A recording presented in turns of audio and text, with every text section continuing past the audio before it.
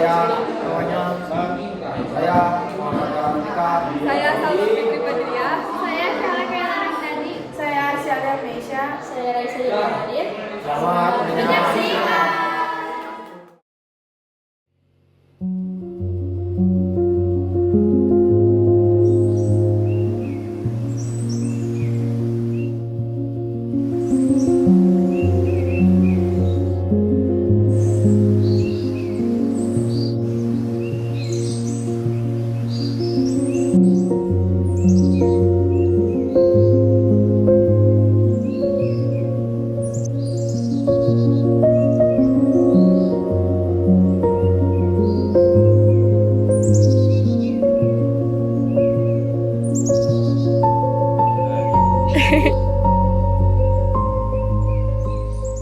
Apa nama usaha ini? Mengapa Bapak memilih usaha budidaya tanaman ini? Bapak di sini budidaya mawar ya, jadi petani mawar potong. Ini varietasnya varietas Holland ya, jadi kualitasnya impor. Terus Bagaimana awal mula Bapak menemukan peluang usaha ini? mawar itu tidak bisa hidup di semua ketinggian. Jadi kenapa Bapak memilih budidaya mawar? Karena dia idealnya hidup di ketinggian 1.200 meter dari permukaan air laut. Nah, maka saingan di petani bunga mawar itu relatif kecil karena Indonesia lebih dominan dataran rendah. Gitu. Dari mana Bapak mendapatkan ide usaha ini? Ya kebetulan beberapa tahun ke belakang ada perusahaan mawar yang menggunakan tenaga ahli dari Belanda. Disitulah Bapak mencoba belajar dari orang Belanda. Berapa modal pertama saat Bapak memulai usaha ini? Ya diawali dengan modal kecil ya, karena kita juga belum paham pasar awalnya itu kan. Dulu itu sekitar 140 juta ya kita dari kontrakan rumah Bapak gitu yang dikumpulkan, terus dijadikan modal utama, modal awal. Nah, kemudian dari situlah berkembang setelah menemukan pasarnya. Jenis tanaman apa saja yang dibudidayakan dan berapa lama masa panennya? Yang dibudidayakan lebih utamakan mawar gitu. Kalau bunga-bunga yang lainnya tidak dikembangkan karena pokok mawar saja itu butuh keahlian khusus ya. Jadi kalau kita terlalu banyak jenis bunga yang ditanam, itu tentunya harus banyak ilmu yang didapat. Tetapi kalau hanya di mawar fokus itu bisa. Kemudian pasca panennya juga lumayan panjang ya. Jadi mulai awal penanaman itu sampai dengan usia 7 bulan itu sudah mulai produksi, kemudian selama kurang lebih 10 tahun itu bisa produksi terus menerus. Jadi nanam satu kali itu bisa sampai 10 tahun apabila perawatannya bagus. Apa saja keahlian dasar atau media yang dibutuhkan untuk memulai budidaya ini? Keahlian yang harus dimiliki oleh petani mawar itu pertama adalah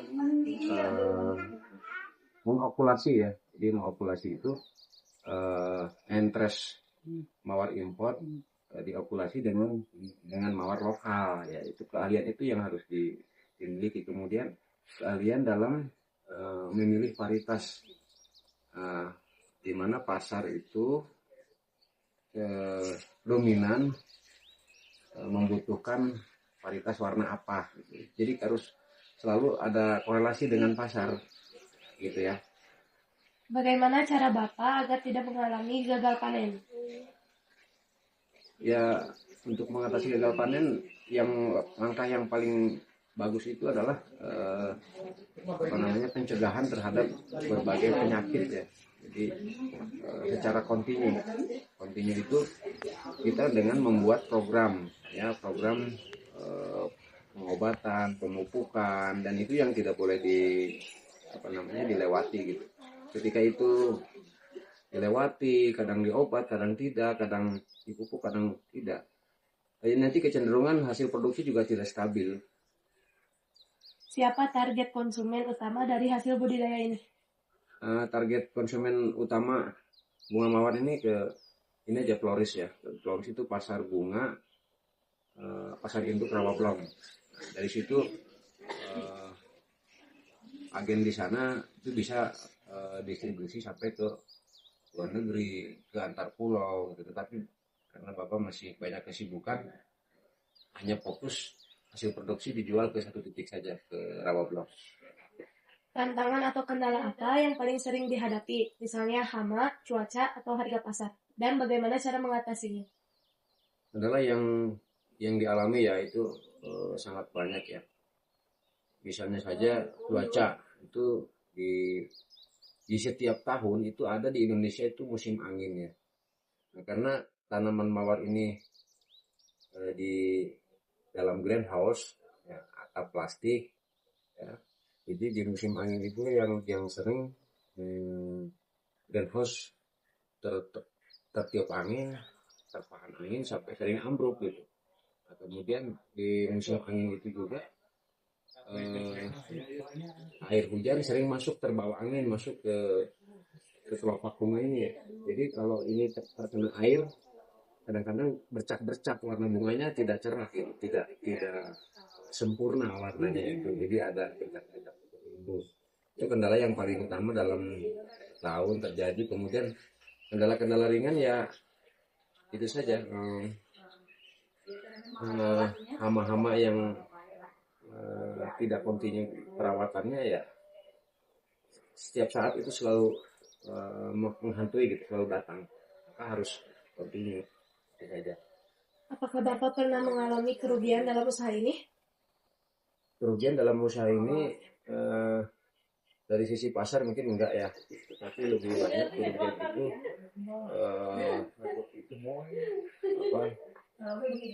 tadi ketika terjadi bencana ya, karena insya Allah kalau bunga mawar ini di Indonesia masih kekurangan karena tidak bisa ditanam di semua tempat gitu. Contoh misalnya Cimahi, Padalarang itu kan dataran rendah, di Jawa itu dataran rendah lebih dominan. Pesan atau tips apa yang ingin disampaikan untuk generasi muda yang ingin memulai usaha? Pesan Bapak ya untuk generasi muda kita lebih kepada ini keahlian ya, menggali anak muda-mudi kita itu, menggali pembuatan pupuk atau nutrisi.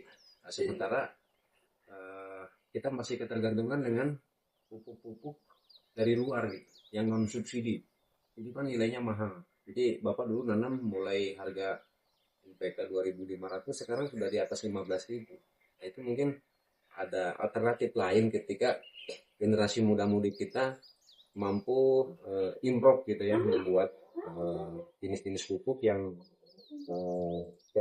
sama tetapi harga lebih minim, lebih murah. Terima kasih Bapak. Sama-sama Dek, terima kasih, sama-sama. Semoga tips dari Bapak bermanfaat. Lebih kurang mohon maaf, Bapak bukan pakarnya ya, bukan pakar.